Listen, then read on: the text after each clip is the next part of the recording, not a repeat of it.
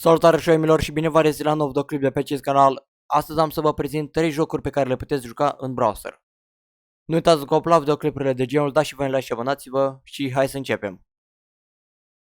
Primul joc se numește Gartic Phone, telefonul fără fir. Îl puteți juca cu prietenii, numărul maxim de jucători este de 30.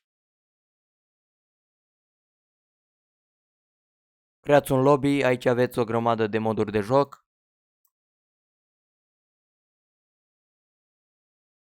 Selectați jucătorii. Distribuiți linkul și start.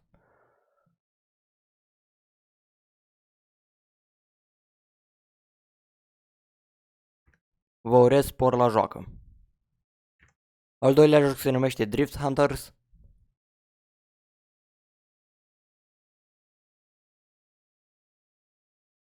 Alegeți o mașină, o tunați frumos și vă apucați de făcut drifturi. Aveți vreo 10 mape.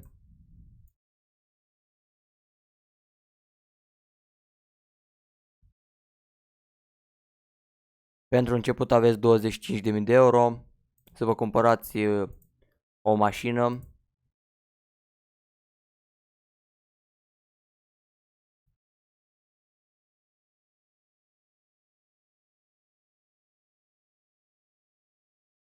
Și cam așa arată. Vă închide puțin sonorul.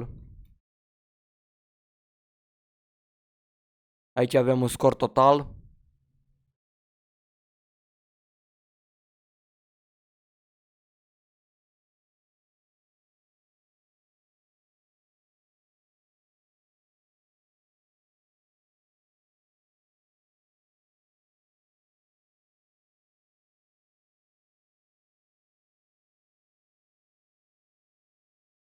Iar cel de-al treilea joc se numește Forge Empire.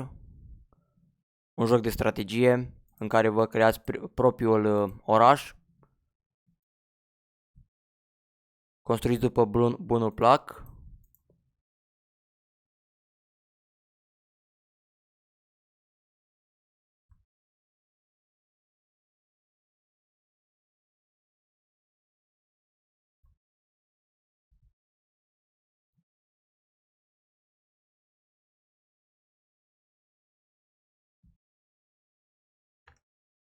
Cam atât a fost și cu acest videoclip.